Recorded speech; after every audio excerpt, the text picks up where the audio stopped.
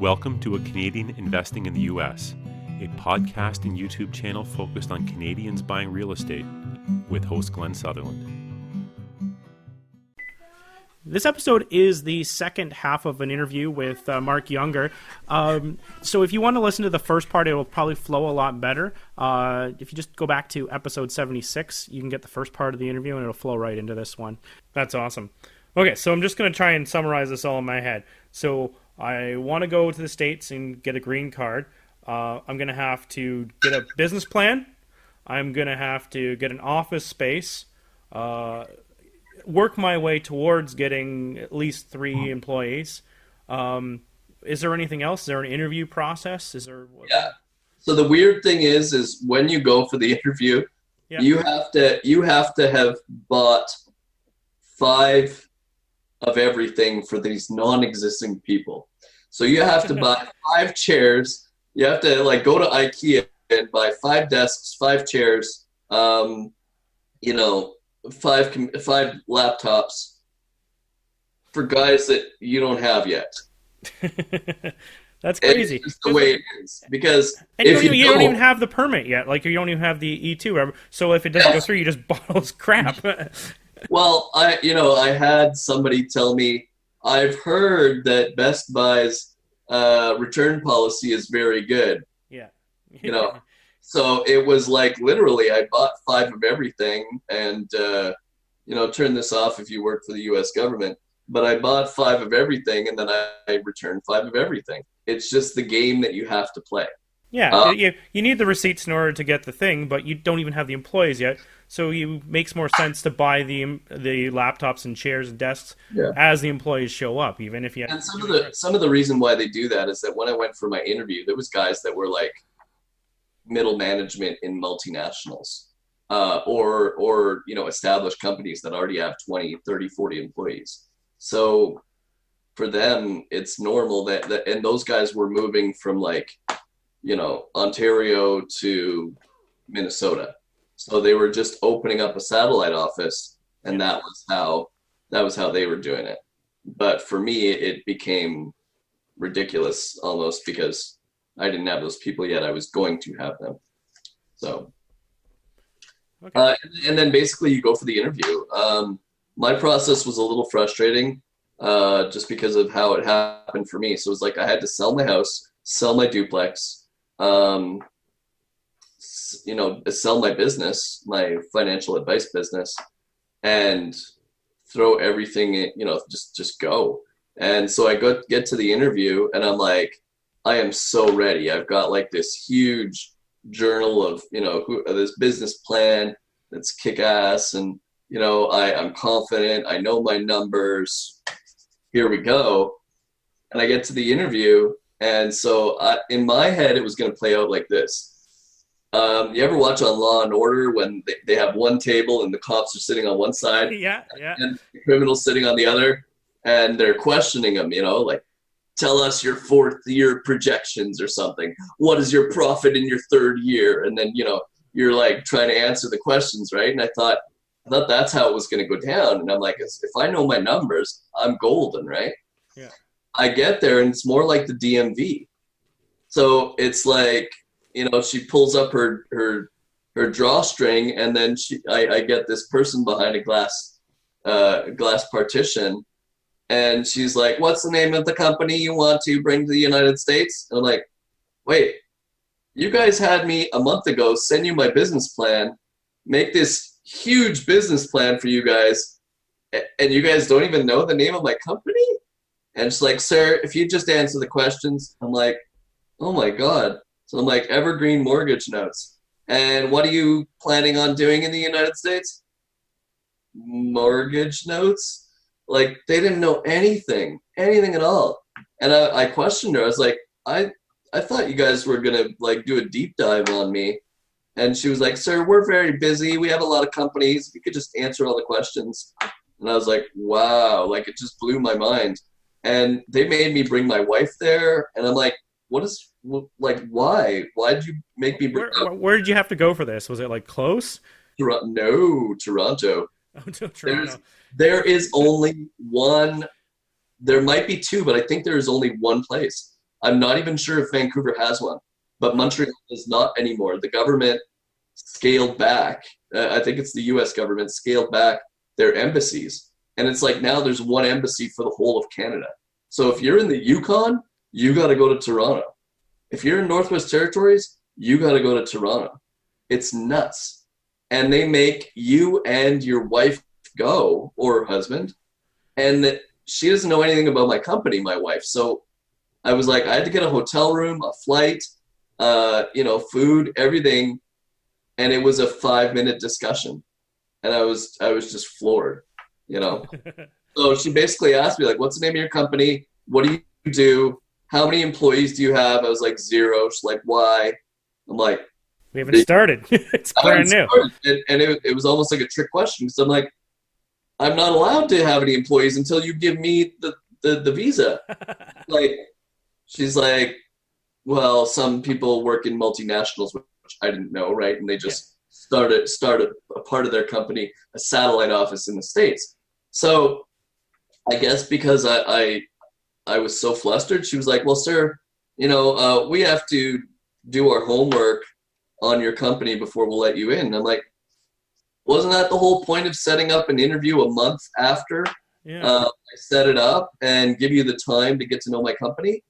And she just kept going back to, sir, we're very busy. I'm like, but ma'am, I understand that, but you made me come to Toronto. Now you're going to, and I've got a moving van tomorrow morning. I was so confident of this interview that I had a moving van literally the next morning coming to take all my stuff. And we were going to go across the border. And she's like, you can't do that, sir, until I've given you the authorization.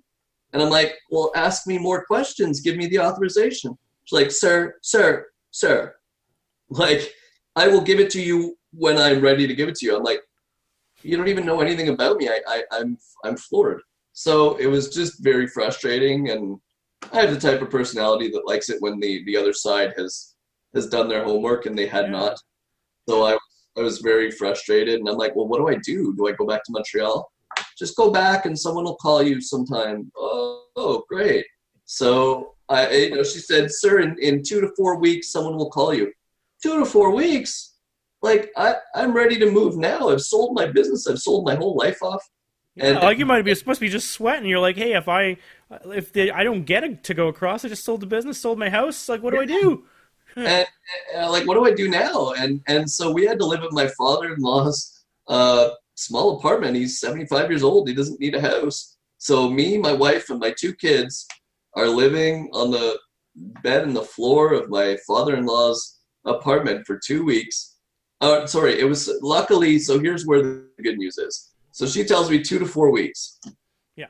And so we're going, oh boy, like 3 to 4 weeks, we're going to have to live in 300 square feet, yeah. And in mystified until we get something to come back to Toronto, right? And we're going to have to plan all that out again.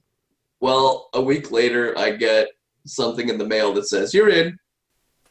Oh, that's such a relief. Yeah. What? And so we don't know what happened, why it happened, but we just didn't question it. I literally grabbed that letter, called her parents and said, we're leaving. Bye.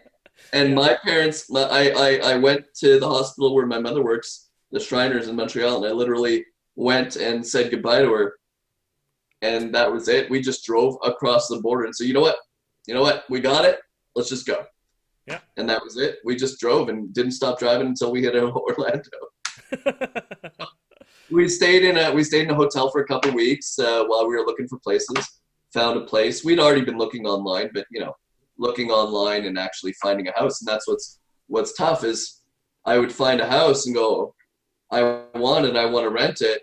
And they would say, like, great, do you have your visa? And I'm like, no, but soon. They were like, no, we can't, And so until I would come over. So the timing was a little off, but in the end, it all worked out. Cool. So what would you say, so say I wanted to go live in the States, what's the total cost that I should be expecting for this? So you said like $1,500 to get your business plan done. What did the government and stuff, what kind of money were they asking for? Well, it was really the attorney. I mean, the visa itself, I don't think was much any more than like 2,500. Yeah. Like I said, it did cost me a bit to go to Toronto, come back, Yeah. and just timing of everything like if you've got a lot of passive income, you'll be a little better off. But because I had to sell my passive income to move over, you Yeah. know, and maybe I could have kept it, but you know how managing like I had a fourplex, so managing a fourplex in a C area is not ideal from another country. So essentially, I sold everything and came across. Gotcha. Cool. And then with this, so you now have a visa, right? That gives you a social security number as well. Yeah, you get your social security number as soon as you have your visa, I think, or just before. But essentially, yeah, right about the time when you have your visa, you get your social security number. Awesome. Okay. What else do I need to know? Like, if I want to do this, do we miss anything here? Did I miss some I features? would tell you honestly, I brought $100,000 across, Yeah. because especially if you don't have that passive income, um, and I know you do, and some of your listeners will, and that's great. But I would I'm on a group called Taking the Florida Plunge, and it's people from other states like Indiana, and they're like, I hate the cold, I want to go down to Florida, and people like, how much should I bring? Is $2,000 enough? And I'm just like blown away, because if you want to come to Orlando, or if you want to come to like Gilman, Illinois, it's a big difference, because Orlando is very costly in rent. Um, I used to have, in my fourplex, the biggest place was costing people $1,000 a month. Here it's like $100 a square foot. Per So month. Yeah. for rent, Yeah. and more, right? It could go up to like $140 a square foot. So for rent, so it No, depends $140 per square foot. in a good area. Yeah, so it's nuts, and it's because a lot of people in the last crash screwed up their credit. A lot of Americans have worse credit than Canadians do. I think. I know. So credit is a huge issue here, much, much more than Canadians, I think. So what happens is a large percentage of the population got nailed in that crash, and fell down to 400 as a credit score, Yeah. or 450 or 500, and they don't know how to get out of it, so they toil in it. And they think they're doing the right things, but they're buying a new car, and they're doing things that are hurting their credit. And then when they come up for a house, they're like, I've got a 520, and everybody's like, nope.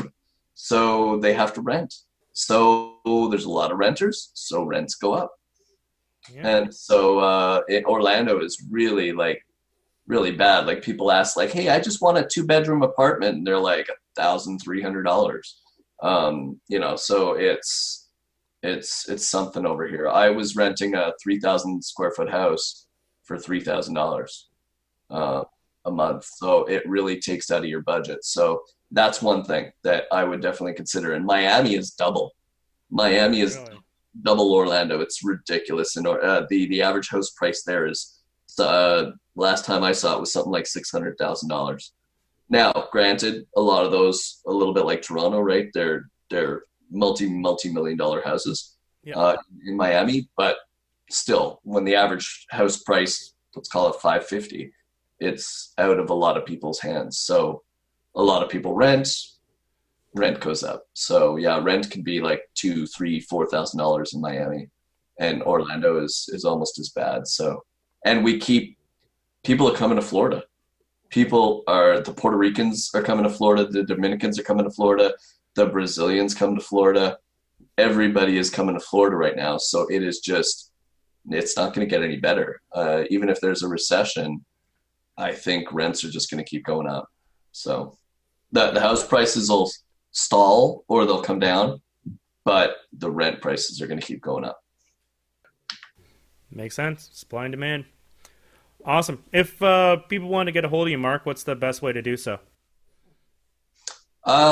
My email would be mark@evergreenmortgagenotes.com. Cool. Well, Marc, I appreciate your time. As every time I've talked to you so far, this has been great and awesome and exciting. So, Yeah, and we're going to have you back again to talk mortgage notes, because we have never actually talked mortgage notes on this show. And I've actually done some research myself, but we've never had a guest for it. So I think you might be our guy to come back. sounds great. And you got to come visit, man. Come down here. It's not in the middle of July because it's like 108 degrees. But yeah, if you ever want to bring your kids down to Disney, now you know somebody. That sounds even better. Woo! Okay, awesome. Thanks so much, Marc. All right. Have a great night.